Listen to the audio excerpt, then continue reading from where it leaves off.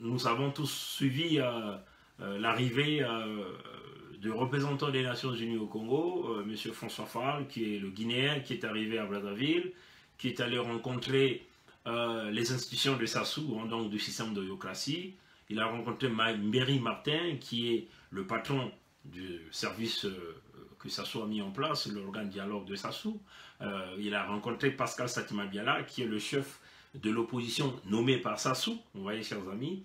Il a rencontré Pierre Ngolo, qui est le secrétaire général du Parti Congolais de Travail, qui est aussi le patron du Sénat de Sassou Nguesso, vous voyez, chers amis. Et puis il a rencontré Sassou. À ce jour, nous ne savons pas s'il a rencontré des gens comme les Mounari, comme les Mathias Nzan, qui représentent une opposition que nous savons qui est en train de berner le pouvoir, hein, qui est nourrie par le pouvoir, qui est toujours alimentée par le pouvoir. Nous n'avons aucune idée si François Fall a rencontré ces gens. Bon, vous avez vu, hein, nous avons monté au créneau, nous avons dit que c'était que allez-vous gagner pour un dialogue organisé par les Nations Unies de la France-Afrique. Ça, c'était la question qu'on s'était posée et il y a une vidéo là-dessus que nous avons fait. Allez-y, regardez cette vidéo. Elle est sur YouTube et aussi sur notre mur Facebook. Allez-y rechercher. Que gagnerez-vous si vous partez à un dialogue organisé par l'ONU de la France-Afrique? Donc, vous comprenez déjà, l'ONU de la France-Afrique, ça veut seulement dire quoi? Mais, chers amis, vous le savez, hein, pas mal des Congolais. Aujourd'hui, j'ai pas envie de présenter des vidéos parce que je vais être très rapide avec ce direct. Pas mal des Congolais, toujours les Congolais de Paris. Toujours les Congolais de Paris. Hein, c'est là où notre inquiétude est. Hein, toujours les Congolais de Paris. Pourquoi c'est toujours ces mêmes Congolais de Paris qui se mettent en avant pour se faire ridiculiser? Nous avons vu le scénario qui s'était passé lorsque Sassou est venu en France, le Bristol 1, où nous avons vu tous ces Congolais se rallier, chercher à aller rencontrer Sassou. Mais nous nous posons la question, un pays qui est plein d'intellectuels, hein, des gens qui peuvent réfléchir. Mais comment ces gens n'arrivent pas à réfléchir? Ces gens arrivent à réfléchir et ils pensent toujours que c'est Sassou qui est la solution des problèmes du Congo. Sassou, c'est le problème du Congo. Sassou, c'est le frein du Congo. Comment des intellectuels congolais, des grands diplômés, des grands technocrates arrêtent toujours de penser, cherchent toujours à aller courir et baisser le pantalon devant Sassou? C'est là où nous nous posons franchement la question si ce pays-là a vraiment des politiciens, a vraiment des cadres.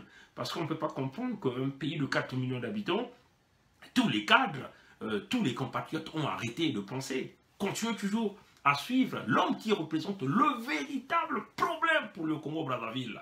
C'est incroyable, hein, chers amis. Ça dit que même aujourd'hui, mes enfants, moi je les ai dit clairement, quand on l'explique déjà, qui est Sassou, mes enfants se sont déjà positionnés clairement là-dessus. Mais on n'arrive pas à comprendre comment des intellectuels congolais n'arrivent pas à comprendre que Sassou est le véritable problème pour les histoires du Congo, qu'il faut forcément que nous trouvions une formule pour pouvoir déboulonner. Ces mêmes Congolais continuent de courir. Nous avons vu comment Sassou les a ridiculisés quand il est venu à Paris avec cette affaire de Bristol. Et éventuellement, il y avait Marcel Makome, il y avait Jean-Pierre Ibonga qu'on appelait Lion de Makanda, il y avait les Jacques Lukweta, même qu'il a boudé, il y avait les Henri Nzonza, et même, on a même parlé de Diobala. Donc ils étaient quand même une délégation qui étaient constituée pour simplement chercher à le rencontrer Sassou.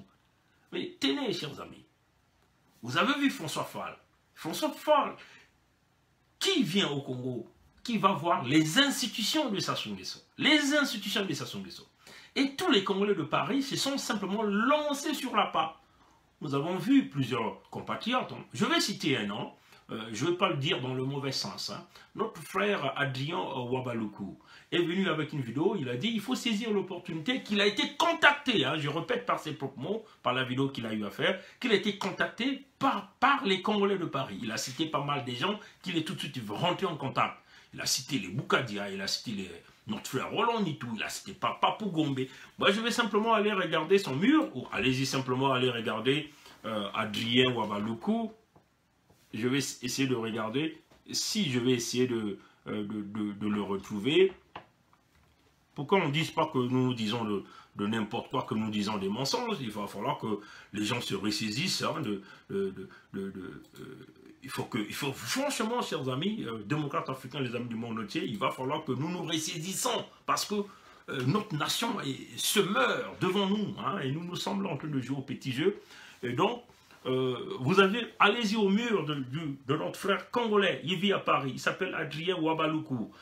Il dit dans son mur, Congo, 2 points, la diaspora congolaise doit éviter un autre Bristol, un autre Bristol. Mais bien avant que le compatriote ne vienne avec sa publication du 22, le 21, il a fait une vidéo dans laquelle il a expliqué que nous devons saisir sur l'opportunité parce qu'il y a des Nations Unies qui viennent à Brazzaville pour encourager le dialogue. Qu'il a expliqué dans sa vidéo qu'une délégation des Congolais se forme à Paris pour se rendre à New York, pour se rendre aux Nations Unies. Pour se rendre aux Nations Unies, pour saisir l'opportunité. Quelle opportunité? L'opportunité du dialogue organisé par l'opposition, enfin un dialogue organisé par les Nations Unies. Enfin, encouragé par les Nations Unies, mais ce que nous avons intitulé les Nations Unies de la France-Afrique.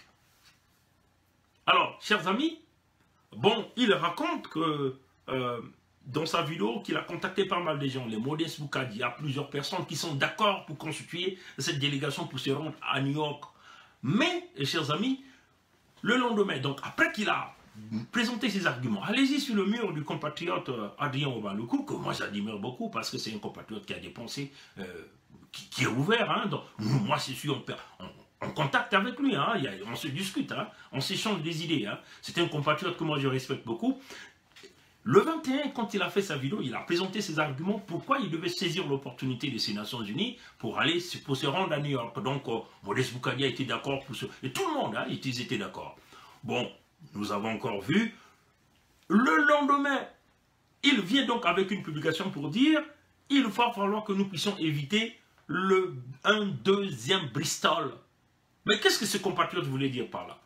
C'est-à-dire, moi, en lisant sa publication, je vais simplement rapidement tourner la page, comme ça, vous allez comprendre de quoi je suis en train de parler ici. Donc, nous sommes sur le mur de Adrien Wabaluku, qui est ce compatriote. Si vous allez, donc c'est la publication qu'il a eu à faire. La diaspora congolaise doit éviter un deuxième Bristol, un autre Bristol, et il a expliqué, et il s'est désengagé, hein, dans cette publication il s'est désengagé par rapport à l'argument qu'il a présenté de constituer une délégation qui devait se rendre aux Nations Unies. Donc si vous pouvez aller regarder, il y a sa vidéo qu'il avait eu à faire, qu'il avait présenté le 21, qui est certainement là, où je ne sais pas s'il l'a encore gardé, mais en tout cas, voilà, c'est cette vidéo là où il est dit, la diaspora congolaise se rendra au siège des Nations Unies à New York, aux États-Unis. Donc c'est une vidéo qui est déjà même sur YouTube, vous pouvez aller regarder, vous allez comprendre pourquoi il a expliqué. Ça c'était la vidéo qu'il a fait, un direct qu'il a fait le 21 février, et il est venu le 22 pour s'opposer directement à l'idéologie qu'il a présentée au 21 dans sa vidéo. Donc il vient donc le 21 pour dire que c'était une mauvaise idée, il s'est désengagé complètement, il s'est dissocié simplement du groupe qui est en train de se constituer pour se rendre à New York.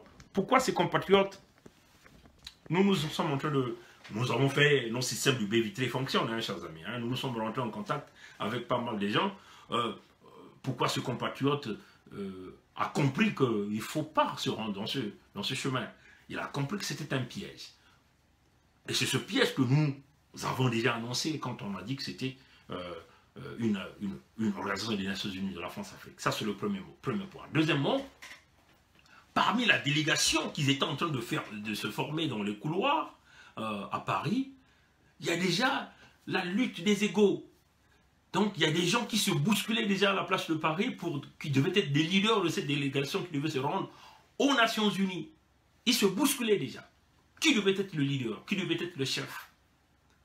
Et puis, apparemment, les gens qui se bousculaient n'avaient aucun cahier de charge, n'avaient aucune base qui devait donc leur permettre de se rendre au siège des Nations Unies pour parler des problèmes du Congo, entre guillemets, de ce dialogue que Sassou les a tendu la perche. Donc, il s'est rendu simplement compte qu'il faisait face à des voyous, à des bandits, aux gens qui sont à la recherche des honneurs, des gens aussi qui veulent accompagner Sassou dans ce grand boulevard de la légitimité. Voilà pourquoi il vient dans sa publication se désengager de ce chemin. Alors, chers compatriotes, démocrates africains, les amis du Congo-Brazzaville, chers amis de la diaspora, nos femmes africaines, nos femmes du Congo-Brazzaville, nos sœurs, nos frères, nos enfants, nos cadets qui sont au Congo, Alors, nous devons excessivement faire attention. Nous faisons face aux gens pendant 40 ans. Ils ont plongé le pays dans les abîmes de l'enfer. Mais nous ne pouvons pas continuer pendant 40 ans à supporter ceux-là qui représentent les malheurs du peuple, qu'il s'agit des massacres.